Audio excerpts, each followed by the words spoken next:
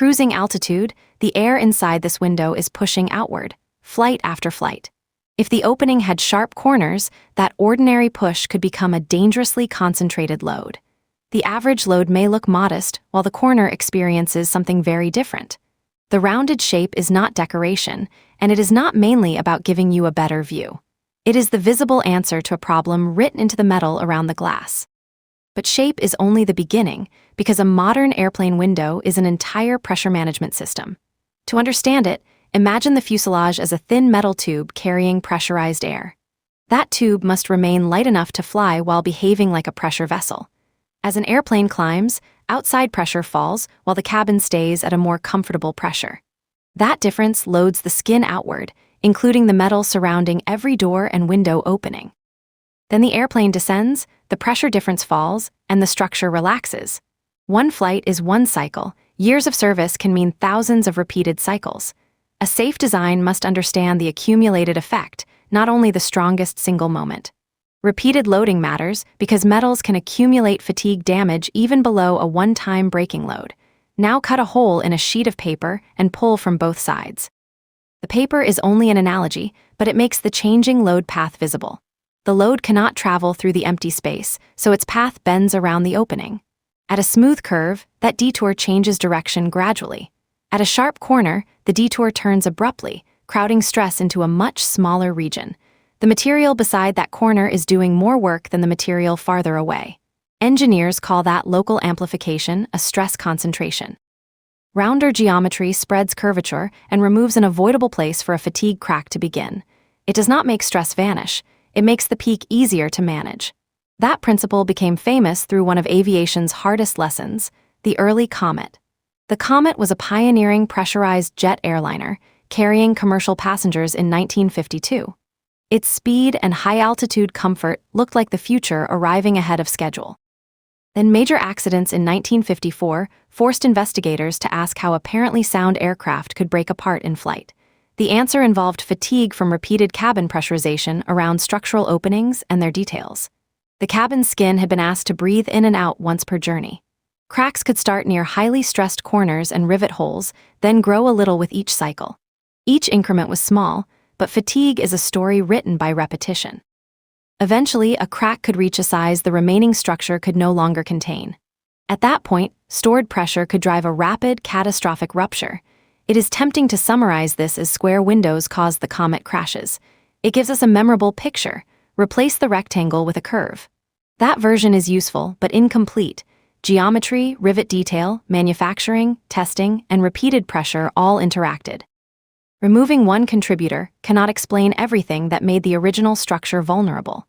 One early fatigue test was also misleading because a prior high-pressure static test changed stresses around its windows. The test article had effectively been strengthened by the order of the tests. That preloading unintentionally made the tested cabin live longer than production cabins that never received it. So a test that seemed reassuring was not actually reproducing the fleet's condition. Investigators therefore learned about both a structural weakness and a test sequence that had hidden it. Later Comets were redesigned, including oval passenger windows and broader structural changes. The visible oval became a shorthand for a much wider engineering response. The deeper legacy was damage tolerance. Assume flaws can exist, understand how cracks grow, and preserve strength long enough to find them. The goal is controlled survival and detection, not the fantasy of perfect material. Modern guidance examines material, detail design, fabrication, repeated loads, full-scale evidence, and inspection together. A safe opening is proven by analysis, physical evidence, and continued maintenance. So today's rounded window is not a magic shape standing alone.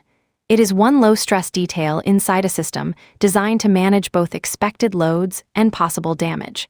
That system also asks what happens after the first component is damaged. The part passengers call a window is also more layered than it appears. In a typical Airbus description, 2 stretched acrylic structural panes sit behind a protective cabin side lining. The exact arrangement varies by aircraft, so this is a documented typical example. That innermost lining is what fingers and bags usually touch. It protects the structural panes from scratches and impacts. The outer structural pane normally carries the pressure load.